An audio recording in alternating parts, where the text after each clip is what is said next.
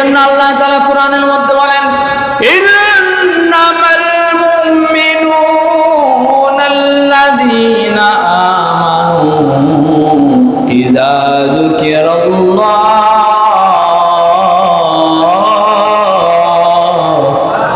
আল্লাহ তাআলা বলেন যাদের মুমিন ব্যক্তি তো তেমনই হওয়ার দরকার যার ভিতরে আল্লাহ তাআলার নাম উচ্চারণ করার কারণে তার অন্তরটা ভীত হয়ে যায়, ভয়ে কম্পন সৃষ্টি হয়ে যায়।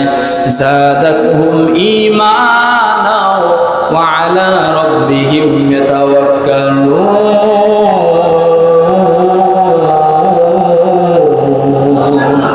আল্লাহ তাআলা বলেন এরপরে কোরআনের আয়াত যখন তাদের অন্তরের ভিতরে বসে আর অন্তরের ভিতরে যাদের আয়াতটা যখন লিপিবদ্ধ হয় তার কানের ভিতরে ঢোকে, ওই মুমিন ব্যক্তিটা তাদের ঈমানটা বৃদ্ধি হয়ে যায়। বলেন সুবহানাল্লাহ।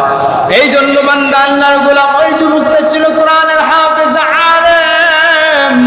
ও দুনিয়ার মুসলমান আল্লাহর গোলাম, তিনি যখন বারবার জিনা করার জন্য উৎসাহিত কামনা জাগতেছিল, ওই সময় তার অন্তরের ভিতরে আল্লাহ তাআলার ভয় ঢুকে গিয়েছিল। বলেন সুবহানাল্লাহ। ওই বান্দা যখন আল্লাহ তাআলার কাছে ডেকে বলেন, আল্লাহ আমাকে সম্পদ দান করেন, অর্থ দান করেন, যখন আল্লাহ তাআলার কাছে যা কিছু চাই না কেন আল্লাহ তাআলা রেগে যাইয়া বলে তোকে সব দিয়ে দিলাম। দুনিয়ার ভিতরে তার জন্য কি সব শেষ হয়ে যায়। এই জন্য দুনিয়ার মুসলমান আল্লাহর গোলাম, আমার মূল পয়েন্ট হলো আল্লাহ তাআলাকে ডাকতে হবে, আল্লাহ তাআলার কথা চাওয়া। আর যে ব্যক্তির ডাকটা ভালো লাগে, যে ইমানদারের ডাকটা ভালো লাগে, আল্লাহ তাআলা ওই ইমানদারের চাই যখন চায় আল্লাহ তাআলা দিতে চায় না, শুধু বারবার বলে বান্দা তুই আরো ডাক, আরো আমাকে ডাকো, তোমার ডাকটা আমার কাছে এত সুন্দর লাগে। বান্দা আমাকে সকাল নাই, বিকাল নাই, দুপুর নাই, সর্ব অবস্থায় আমাকে ডাকো, আমি আল্লাহ তাআলা তোমার ডাক শুনতে আমার পছন্দ হয়। সুবহানাল্লাহ বলেন। দুনিয়ার মুসলমান আল্লাহর গোলাম, ঠিক এরকম ভাবে একজন আল্লাহওয়ালা ব্যক্তি ছিল, যে ব্যক্তিটা হলো এখন তো আমাদের যদি ইবাদত করতে চাই একাকী ভাবে তারপরে মসজিদে আসতে হবে। আর অন্য সময় আগেকার জামানায় এমন অবস্থান ছিল, যদি কোনো ব্যক্তি ইবাদত করতে চাইতো, আল্লাহ তাআলার নৈকট্য হাসিল করতে চাইতো, ওই বান্দা একটা সুন্দর করে কামরা বানাইতো, ঘর বানাইতো, বানাইয়া ওই ঘরের ভিতরে দরজা আটকা দিয়ে আমল করতো। এখন ওই আমলগুলো হয় যুবক ছেলেমেয়ে এবং অনেক মানুষজন আছে, এইগুলো একা একা ইবাদত করে, কিন্তু এই ঘর আটকানো থাকে, দরজাও আটকানো থাকে, কিন্তু সঙ্গে সঙ্গে এখন একটা ফোন থাকে, কথা বলেন, সঙ্গে সঙ্গে একটা স্মার্টফোন থাকে।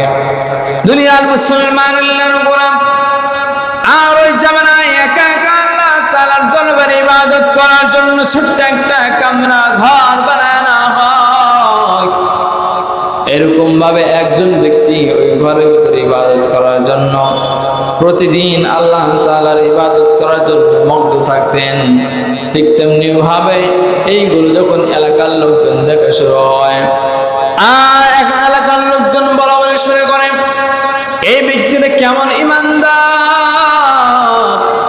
আর কেমন আল্লাহওয়ালা, তাকে চেক করার দরকার আছে।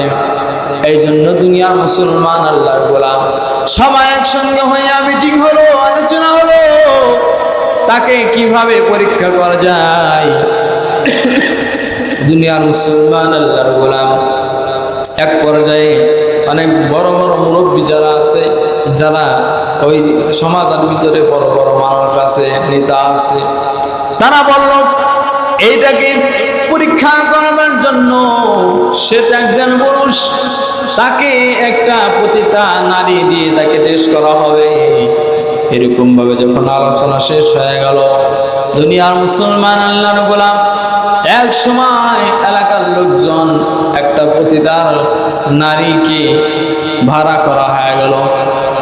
সুন্দরী রূপসী একটি পতিতা মেয়েকে ভাড়া করা হলো, তুমি যাইয়া ওই যে ঘরের ভিতরে যে যুবকটা ইবাদত করে তার সঙ্গে তুমি জিনা করবা, এরকম ভাবে একটা অবস্থান বলে দেওয়া হয়।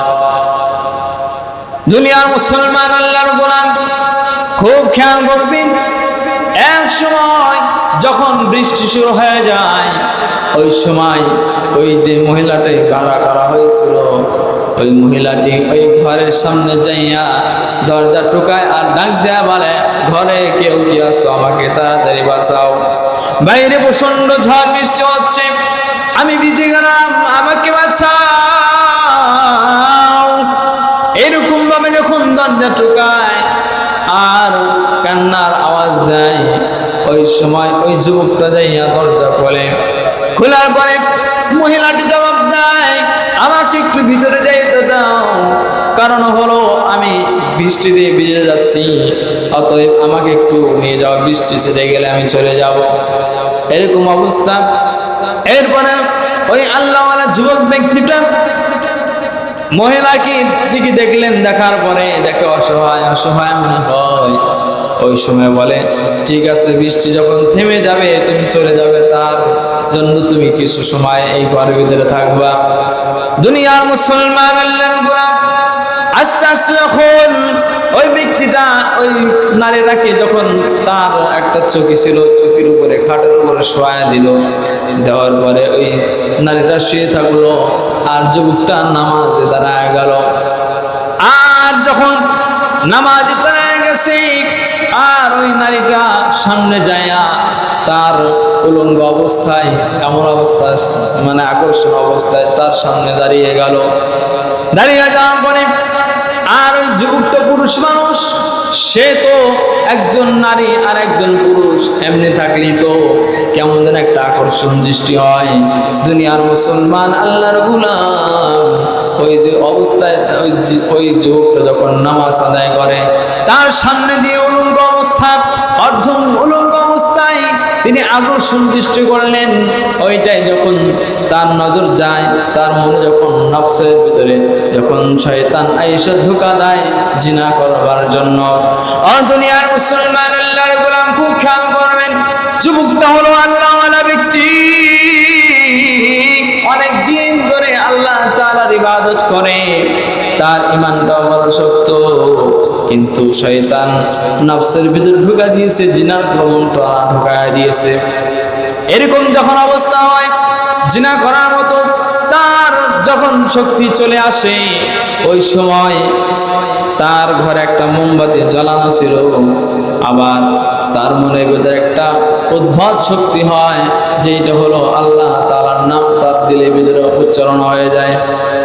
উচ্চারণ হওয়ার পরে তার দিলের ভিতরে ভয় ঢুকে যায়। সে বলে, আমি যদি জিনা করতে চাই তাহলে আমাকে দুনিয়ার আগুন কেমন সেইটা আগে টেস্ট করার দরকার আছে। এই জন্য ওই যুবকটা যেই মোমবাতি ছিল ওই মোমবাতির ভিতরে প্রথম একটা আঙুল দিয়ে যখন মোমবাতির উপরে ধরেছে, আঙুলটা পরে ছড়ে ছারকারা হয়ে গেছে। এরপরে আবার যুবকটা নামাজে দাঁড়ায় গেছে, নামাজে দাঁড়ায় আবার যখন এই কুমন্ত্রণা সৃষ্টি হয়, আবার যুবকটা আগুনের উপরে দিয়ে 2 নম্বর আঙ্গুল দিয়ে দেয়। আঙ্গুলটা যখন দেখে আমি আর সহ্য করতে পারি না, আমি যদি এই মহিলার সঙ্গে যদি জিনা করে ফেলি তাহলে জাহান্নামের আগুন আমি সহ্য করতে পারবো না। দুনিয়ার মুসলমান এরকম করতে করতে 2 হাতের 10টি আঙ্গুল আগুনের উপরে পোড়ায় ফেলছে। দুনিয়ার মুসলমান আল্লাহর গোলাম আজকে এমনিতে ধর্ষণ আর জিনার সংখ্যা বেশি, কথা বলেন ঠিক কিনা? এরকম সুযোগ যদি আমাদেরকেও দেওয়া হইতো আমরা ওয়াকাম করে বসে থাকতাম, কথা বলেন ঠিক কিনা? ও দুনিয়ার মুসলমান আল্লাহর গোলাম, এইখানে শিক্ষণীয় বিষয় হলো ওই যে যুবকটা 10টা আঙ্গুল পোড়াইছে, তার নফসের সঙ্গে সে যুদ্ধ করেছে, এক একটা আঙ্গুল গুলো পোড়াইছে। এরকম ভাবে যখন 10টা আঙ্গুল পুড়ে যায় আল্লাহ তাআলা ওই জিনাকারী নারী মৃত্যু দিয়ে দেয় তার ঘরে। সকালবেলা বাগান হয়ে যায়, কি ব্যাপার এই মহিলাটি তোমার ঘরে কেন মারা গেল, জবাব দাও। এমনি তো যারা এই বাংলার জমিনে যারা উলামায়ে কেরাম আছে, যাদের মাথায় টুপি আছে, তাদের দোষ বেশি না কম? জোরে বলেন, বেশি না কম? ও দুনিয়ার মুসলমান, আল্লাহর গোলাম, এরপরে ওই মহিলাটা কি যারা ভাড়া করেছে তারা সবাই উঠে পড়ে লাগছে, তাকে ফাঁসি দিয়ে দাও। কারণ হলো এই নারীকে এই মৌলবী ফাঁসি দিয়েছেন, মেরে ফেলেছেন। কথা বলেন ঠিক কিনা? এরকম ভাবে যখন বলা হয়, ওই সময় দুনিয়ার মুসলমান, আল্লাহর গোলাম, যখন তাকে ফাঁসি দিবে আর উনি বলে আমি একে মারি নাই, আমি হত্যা করি নাই, বরঞ্চ তিনি আমার ঘরে আশ্রয় নিয়েছেন।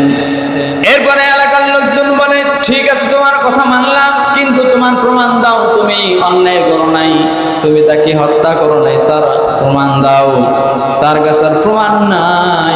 তাকে যখন ফাঁসির কাস্টে ঝুলানো হয়, ওই সময় ডাক দেয় বলো অন্য ফাঁসি কাস্টে যারা আশিনারে ঝরে, ওই সময় তার একটা চাওয়া পাওয়া থাকে, তোমার কি চাওয়া বলো? ওই সময় দুনিয়ার মুসলমান, আল্লাহর গোলাম, ওই ব্যক্তি ডাক দেয়া বলে আমার দুনিয়ার কোনো চাওয়া পাওয়া নাই, শুধুমাত্র কেবলমাত্র আমি 2 রাকাত নামাজ পড়তে চাই। আর দুনিয়ার মুসলমান, আল্লাহর গোলাম, ওই ব্যক্তি 2 রাকাত নামাজ পড়লেন, আর গায়েবী ভাবে আওয়াজ আসছে এটা হলো সাদিক ব্যক্তি, সাদিক আল্লাহ তাআলার বন্ধু, এটা হত্যা করে নাই, জিনা করে নাই, খবরদার তাড়াতাড়ি ফাঁসি বাতিল করে দাও। সুবহানাল্লাহ বলে।